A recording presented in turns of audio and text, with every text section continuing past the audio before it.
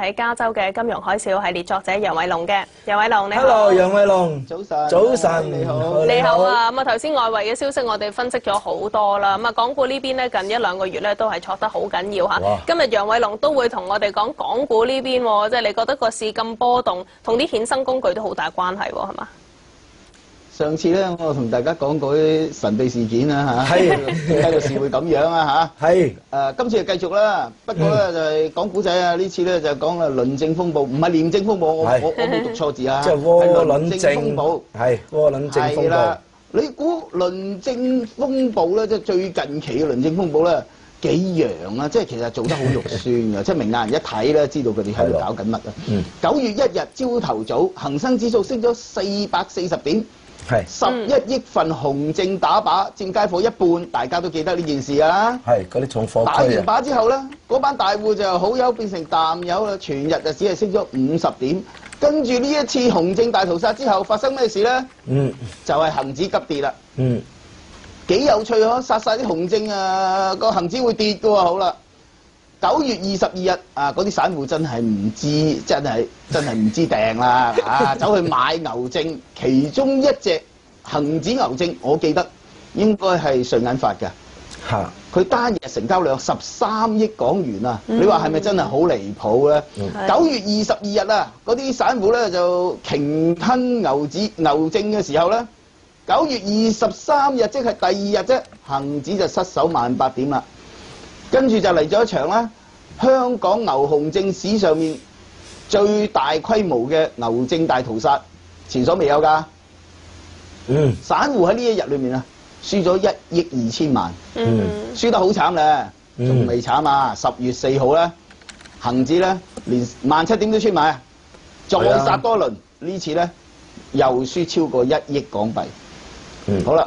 嗰啲牛證啊，全軍覆沒啦！成個市場都幾乎冇晒牛證，好似我記得死剩10隻，但係你嗰10隻咧，嗰啲發行商都用好低殘價錢咧，應該都回購咗好多㗎，應該冇晒咁滯㗎。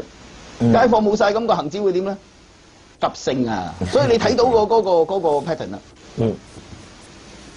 恒指跌之前，大跌之前先殺晒啲紅證，大市升之前鋸晒啲牛證，所以咧你買牛證冇錢賺，買紅證亦都冇錢賺嘅，係咯。咁樣輸錢法，遲早搞出人命啦！真係搞出人命啊！11月4號啦，我唔知道係咪真係兩者有關係啊？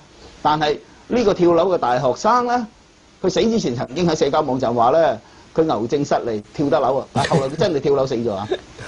好啦，你哋都應該記得啊！我3番4次喺呢度講。恒指幾時會跌穿18000點啊？17000點係支持位啊！你覺唔覺得奇怪啊？點解我講恒指嘅咧？我通常都係講美股嘅啫，我唔講道指，走咗去講恒指。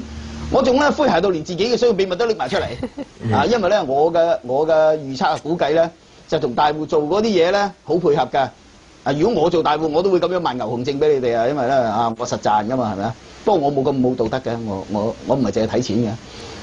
佢哋啊咁樣做法。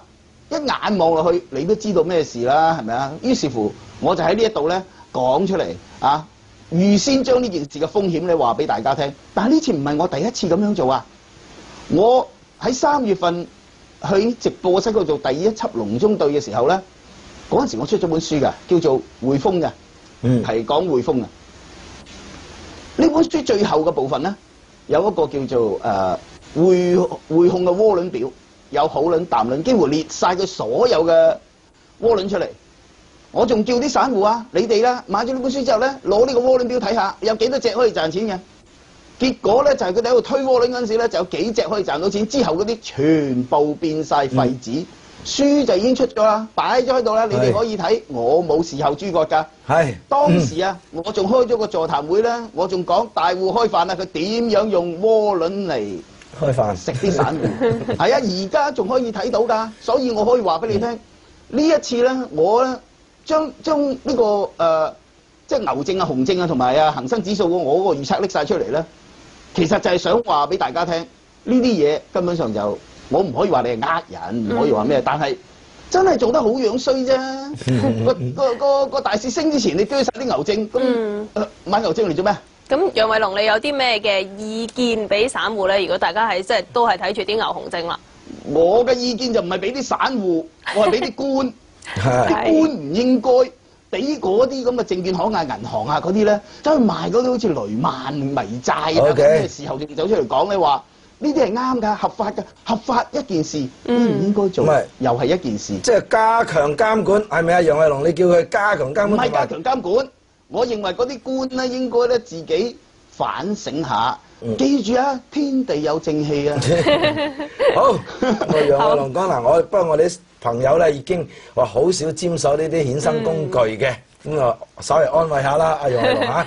好啦，咁啊，楊偉龍意見，希望我啲官聽到啊。好啊，唔該晒楊偉龍嚇。咁啊，楊偉龍係遠在加州都要同我哋講下牛熊證市場，因為始終即係個成交真係大嚇。咁啊，暫時咧經到呢度先啦。咁啊，港股仲有39分鐘到咧，就會同內地股市同步開市㗎啦。今日焦點咧頭先。